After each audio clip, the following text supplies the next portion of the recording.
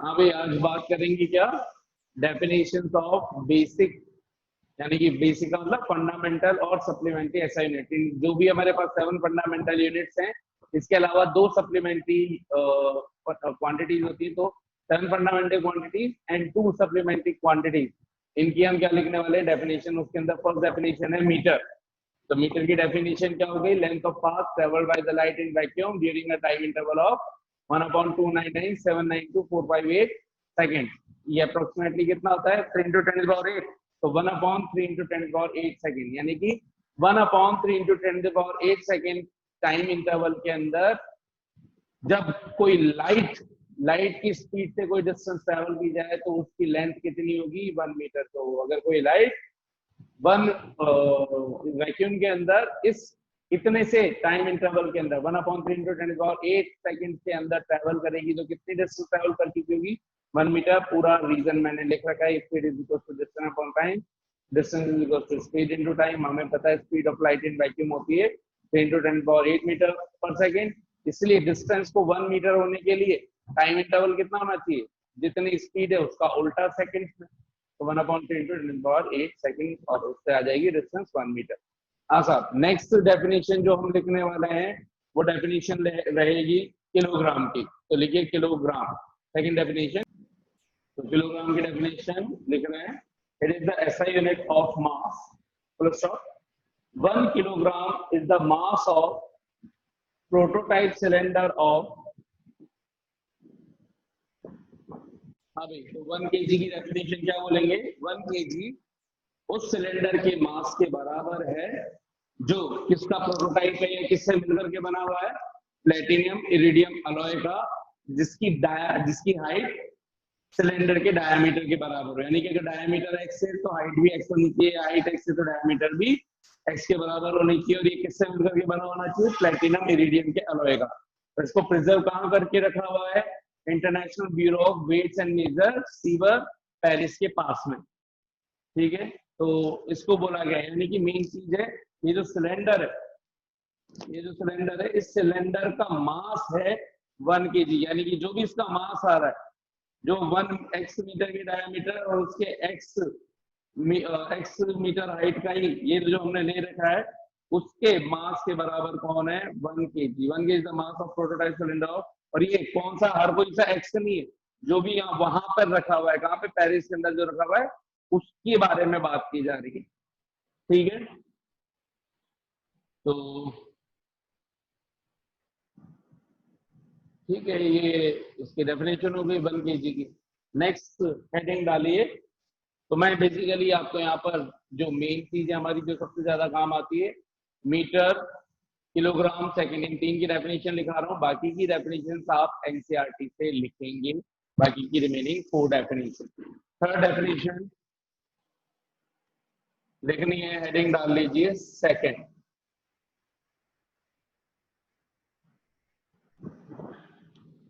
Third definition लिखनी है हमें सेकंड की।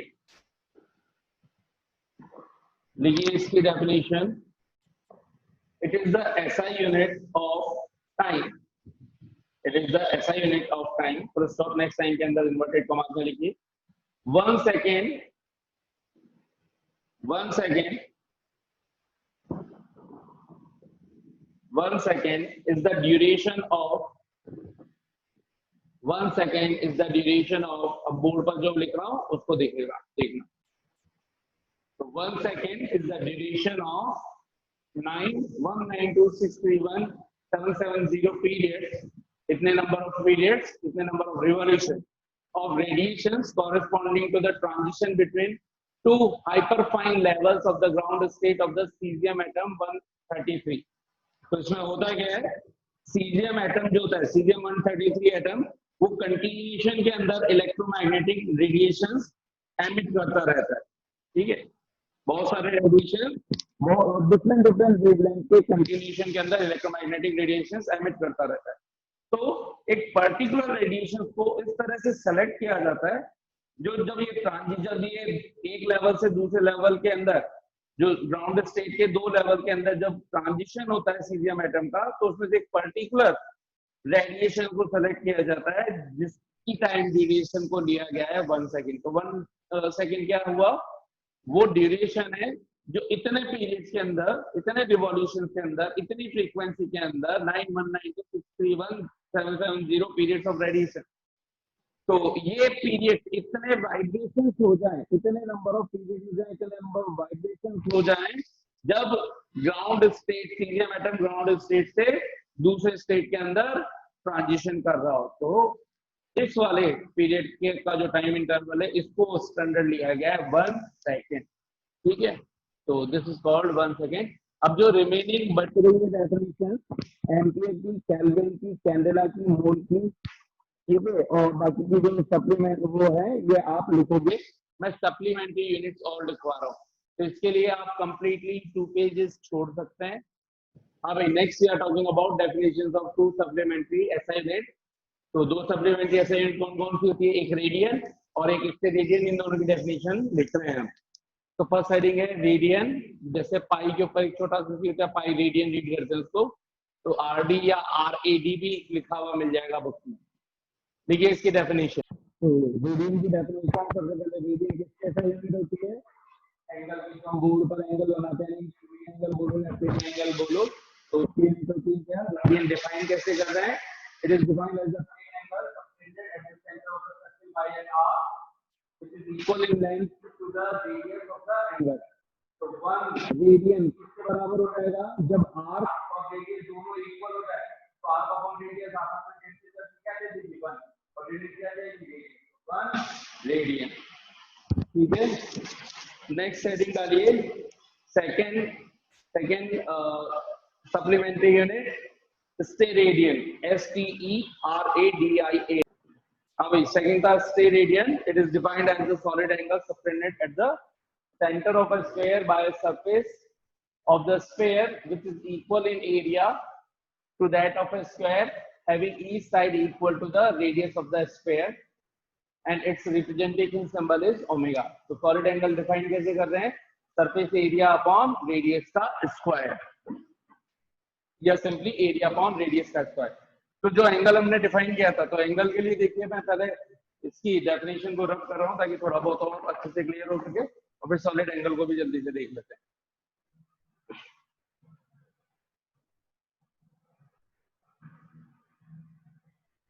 तो बेसिक डेफिनेशन, जो मेन चीज आपको याद रखनी है वो क्या चीज है, angle equals to arc upon radius, theta is equals to arc upon radius.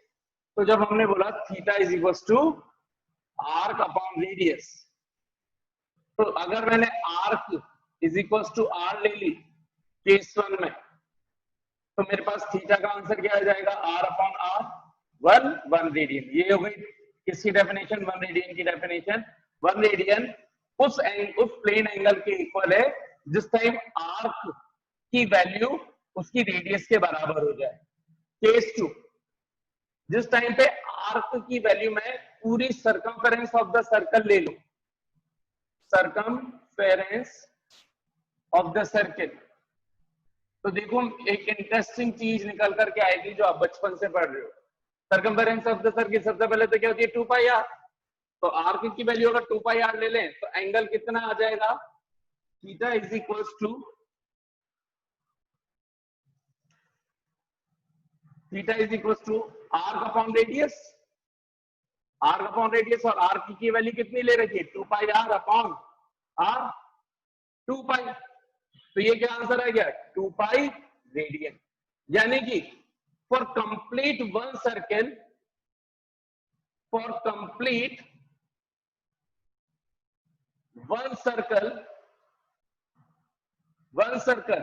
Angle कितना हो जाना चाहिए, 2 पाई रेडियन। रेडियन का सिंबल छोटा सा, लेकिन हमें पहले से ही पता है कि जो कंप्लीट वन सर्कल है उसके अंदर डिग्री के अंदर एंगल कितना बनता है, 360 डिग्री। तो इसका मतलब ये भी वन सर्कल में बनने वाला एंगल है डिग्री में 360 डिग्री, और ये भी रेडियन में बनने वाला कंप्लीटेड एंगल है। इसका मतलब क्या ये लिख सकता हूँ क्या, यस और नो, जल्दी बताना।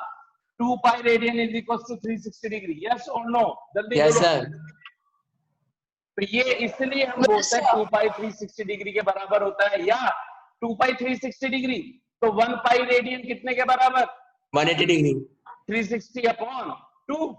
180 डिग्री। इसलिए ये रिलेशन यहां से निकल के आया है इस डेफिनेशन के अकॉर्डिंग कि पाई की वैल्यू, पाई रेडियन की वैल्यू कितने डिग्री के बराबर होती है? 1 पाई इक्वल्स टू 180 डिग्री। अब ये रिलेशन बिल्कुल अच्छे से याद होना चाहिए आप लोगों को, ठीक है। तो ये हुआ हमारा इसके बारे में, प्लेन एंगल के बारे में।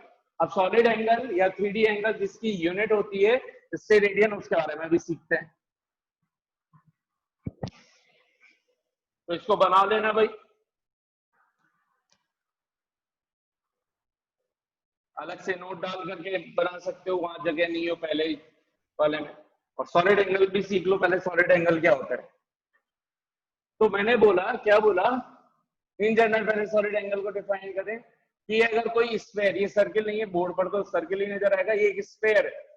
तो ये स्फेयर, स्फेयर का एक पोर्शन, जैसे ये एक पोर्शन ले लूं मैं, तो ये पोर्शन जो है इसका, ये वाला जो एरिया है,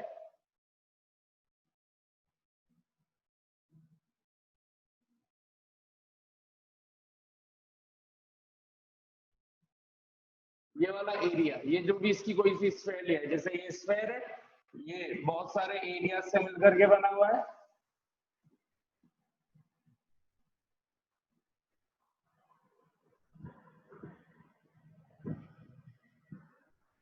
ये इस तरीके से, तो इसका कोई सा एक एरिया ले लिया मैंने, ये ऐसे। तो ये एक एरिया सेंटर पर कितने डिग्री का एंगल बनाएगा, वही इसका सॉलिड एंगल है। सर्कल था, प्लेन था, तो उसमें हमने रेडी आर्क ली थी, और ये 3D फिगर होता है sphere.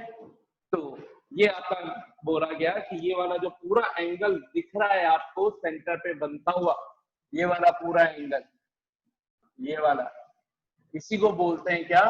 Omega, solid angle. Centre पे जो एंगल बन रहा है, कैसे? जैसे आपने सॉफ्टी देखी होगी, आइसक्रीम वाली सॉफ्टी, कोन, तो ये वो कोन ही है, देखो ध्यान से, ये वाला एंगल। तो ये एंगल क्या होता है?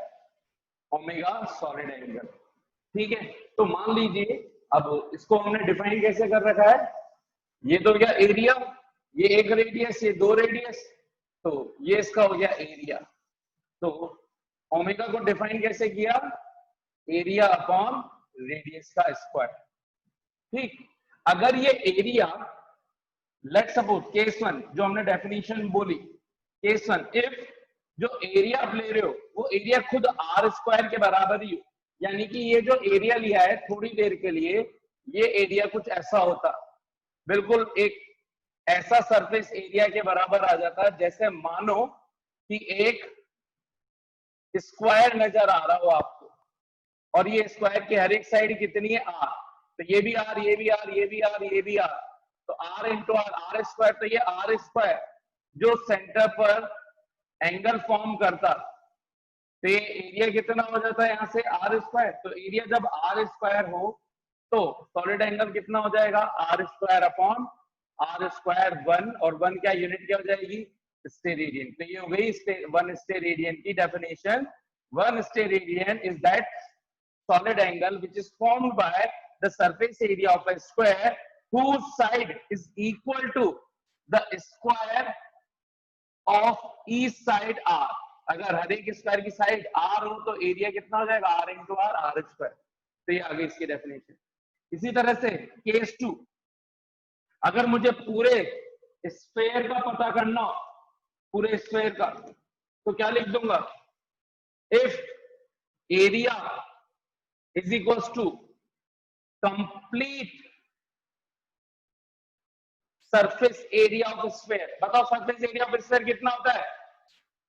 हैं? कितना होता है? बहुत दिमाग, वो सर्किल का होता है 4 pi r square. 4 pi r square. तो देयरफॉर ओमेगा कितना हो जाएगा? Area upon r square, 4 pi r square upon r square. Final जवाब 4 पाई। भाई अभी ये कभी भी बंद हो जाएगा, तो ये हमारे पास आ गया आंसर, यानी कि for complete one sphere area is equal to 4 pi, यानी कि 720 डिग्री। 1 पाई हमने कंफर्म कर लिया 180 का, तो 4 पाई कितने डिग्री का हो जाएगा? 4 इंटू 180 720। तो